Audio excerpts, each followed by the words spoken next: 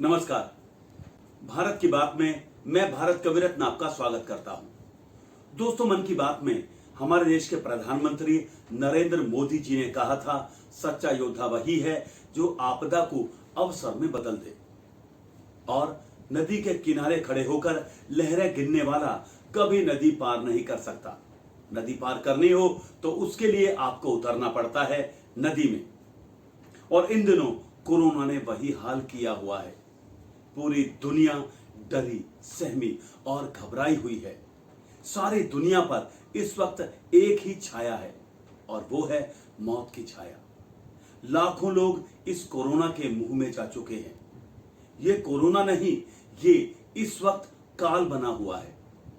इससे निपटना बहुत जरूरी है, लेकिन मन में जब तक हम सकारात्मकता नहीं लाएंगे, हम किसी भी बीमारी से या किसी भी मुसीबत से उबर नहीं सकते। क्योंकि मन के हारे हार है और मन के जीते जीत। कोरोना के पेशेंट्स जो अस्पताल से ठीक होकर आ गए हैं, अब जानते हैं वो अपने आप को बाहर आकर समझने लगते हैं कि वो तो अजर अमर हो गए। अब उन्हें कोई भी बीमारी या कोरोना परेशान नहीं कर सकता। लेकिन वो ये भूल जाते हैं कि उन्हें सामाजिक दायित्व भी निभाना होगा।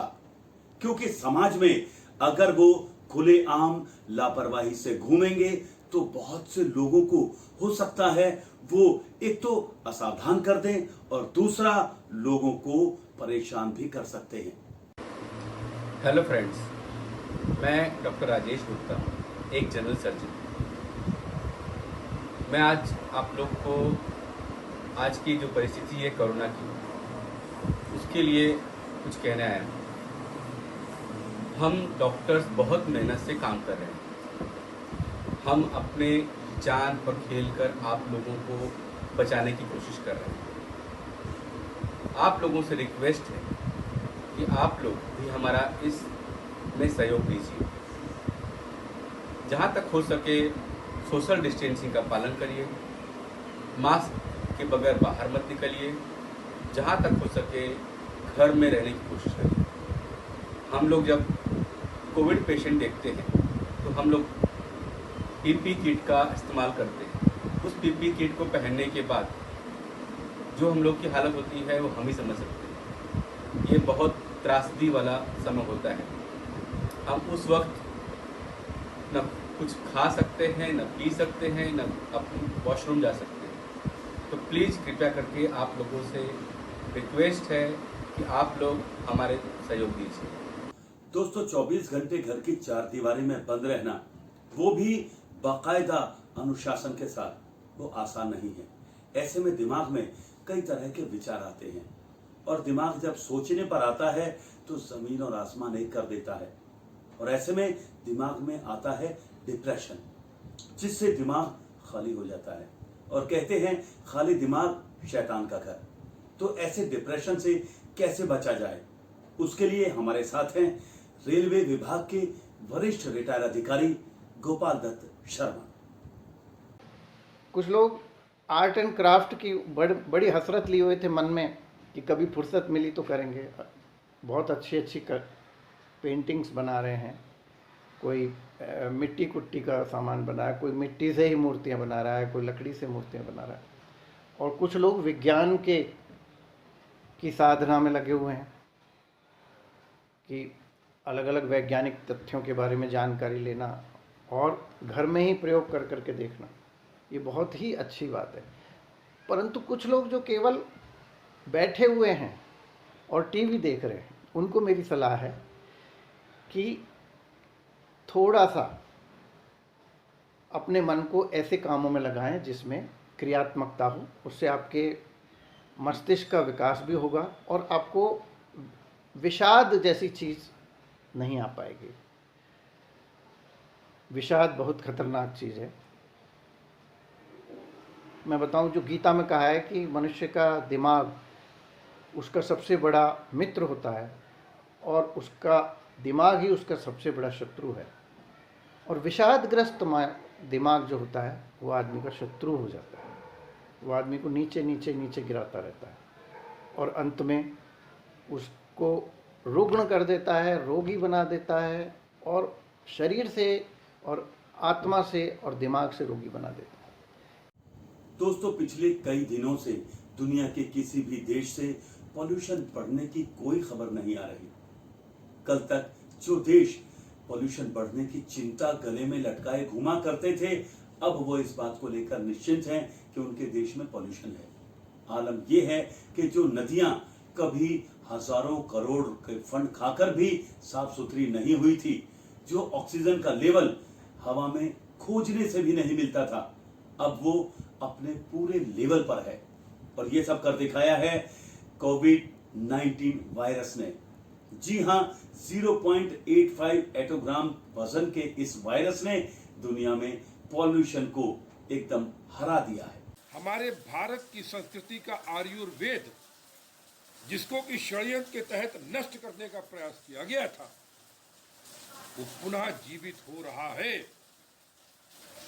इसके अतिरिक्त मनुष्य ने नमस्ते करना सीख लिया है, और आज हमारे वेदों का जो योगासन के बारे में बताया गया, योगासन के द्वारा लोग अपने को स्वस्थ रखने का प्रयास कर रहे हैं, और भी बहुत फायदे हैं। दूसरा, यदि आप देखें तो समाज में प्रतिवर्ष पूरे विश्व में करीबन 60 लाख के आसपास मृत्यु होती है दुर्घटनाओं से। भारत में अकेले 1.5 लाख से 2 लाख लोग दुर्घटनाओं से मर जाते हैं। यानी 1 करोड़ के आसपास की आबादी प्रतिवर्ष विभिन्न मनुष्य के द्वारा जनित कारणों से मृत्यु हो जाती है। आज कितने हुए हैं आप देख लीजिए, 1.5 लाख के आसपास पूरे विश्व में हुए। तो मृत्यु दर तो कम हुई है। पहले छोटी सी बात हो, खांसी जुकाम हो, दौड़ गए डॉक्टर के पास, आजकल आप खुद घर में इलाज कर लेते हैं। तीसरा, अगर आप पर्यावरण को देखें तो पर्यावरण प्रदूषण जो हम अंधाधुंध फैलाए जा रहे थे, ना समझी के दौर में दौड़ रहे थे, आज हमारी समझ में आ गया कि पर्यावरण क्या होता है। और पर्यावरण को, चाहे ओजोन लेयर की बात हो, चाहे शुद्ध हवा की बात हो, चाहे शुद्ध जल की बात हो, सभी ने शुद्धतम रूप ग्रहण कर लिया है। और धरती की आयु जो विनाश होने को थी, वो कम से कम 50 से 100 वर्ष तक उसकी आयु में इजाफा हो गया है, बढ़ावा हो गया। फिल्म लेखक और आध्यात्मिक विषय के जानकार जनक कविरत्न का कहना है कि यह कोरोना काल आध्यात्मिक स्तर को बढ़ाने वाले जिज्ञासुओं के लिए स्वर्ण काल से कम नहीं है। अगर वो चाहें तो इस वक्त योग और आध्यात्म में अपना पूरा समय व्यतीत कर सकते हैं। एक बहुत खूबसूरत शेर है कि जिस्म से रूह का रिश्ता भी अजब रिश्ता है, जिस्म से रूह का रिश्ता भी अजब रिश्ता है, उम्र भर साथ रहे और तारुफ ना। तो ये तारुफ करने का, अपने आप से परिचय करने का मौका है। तो मित्रों, हमें इस समय का सदुपयोग करना चाहिए, सदुपयोग करना चाहिए, और इसे नेगेटिव या नकारात्मक रूप से देखने के बजाय पॉजिटिव अर्थों में देखना चाहिए कि हम अपने एक नए जीवन की शुरुआत करें। तो हम घर की 4 दीवारी में कैद नहीं, बल्कि एक अवसर है। मुझे याद है महर्षि अरविंद, वो बहुत बड़े राजनीतिज्ञ थे, क्रांतिकारी थे, विचारक थे, और एक बहुत बड़े आध्यात्मिक पुरुष। तो मित्रों, जिन दिनों वो क्रांति के कारण अंग्रेजों ने जब उन्हें जेल में डाला, तो ऐसा मैंने पढ़ा है कि जेल में स्वामी विवेकानंद उनसे मिलने आए थे, और उस मुलाकात के बाद महर्षि अरविंद का जीवन बदल गया। उन्होंने अपने आप को एक कमरे में कैद कर लिया 25 साल तक। मित्रों, बहुत बड़े आश्चर्य की बात है, एक व्यक्ति अपने आप को 25 साल तक एक कमरे में बंद कर ले। वो केवल दरवाजे से थोड़ा सा खोलकर एक थाली अपनी बाहर रखते थे, उसमें खाना रख दिया जाता था, खाना लेते तो दरवाजा बंद। ऐसा 25 वर्ष। तो उन्होंने क्या साधना की होगी, क्या अंतर मंथन किया होगा, क्या अपने आप में उन्होंने खोजा होगा कि उन्होंने ऐसा किया जो साधारणतः संभव नहीं है। हम भले ही उनकी तरह ना कर पाए, लेकिन हमारे लिए अवसर है एक शुरुआत करने की, अपने आप से अपने आप को जानने की मित्रों। तो मेरा ख्याल है इससे सुंदर अवसर, इससे अच्छा मौका हमें फिर कभी नहीं मिलेगा। हमारे कवि मित्र विनोद विद्रोही का कहना है कि पर्यावरण का हर पैमाना कोरोना वायरस के सामने कमजोर साबित हो रहा है। आसमान इतना साफ है कि पंजाब के लुधियाना से आप हिमालय पर्वत के दर्शन कर सकते हैं। सोए सोए थे हम सब, हमको जगा दिया, आओ देखें कोरोना ने अच्छा क्या दिया। हर दर्द को सह लेते ऐसी है काठी हमारी, हर दर्द को सह लेते ऐसी है काठी हमारी। सकारात्मकता ही सदा रही है परिपाठी हमारी, सकारात्मकता ही सदा रही है परिपाठी हमारी। तो आने वाला कल चमकता देखें, तो आने वाला कल चमकता देखें। आओ महामारी में भी सकारात्मकता देखें, आओ आओ महामारी में भी सकारात्मकता देखें। ये शीतल हवाएं, हंसी वादियाँ, देखिएगा कि क्या क्या बदला है कोरोना से। जब से कोरोना की शुरुआत हुई है, कैसे सृष्टि में बदलाव आए हैं कि कोरोना में भी, महामारी में भी सकारात्मकता देखें। शीतल हवाएं, ये हंसी वादियाँ, मीठा जल ये कलकल करती नदियाँ, मीठा जल ये कलकल करती नदियाँ। सुकून देती सड़कें, सुंदर बाग बगीचे, सुकून देती सड़कें, सुंदर बाग बगीचे। मानो प्रकृति खुद इनकी तस्वीर खींचे, मानो प्रकृति खुद इनकी तस्वीर खींचे। ऐसा लगता कि मौन साधना में लीन है देवालय, ऐसा लगता किसी मौन साधना में लीन है देवालय। अब तो घर की छतों से भी दिखने लगा है हिमालय, अब तो घर की छतों से भी दिखने लगा है हिमालय। और अपनों की याद दिल में लिए कुछ ना कह पाते थे। सबसे सकारात्मक पहलू कोरोना का कि अपनों की याद दिल में लिए कुछ ना कह पाते थे।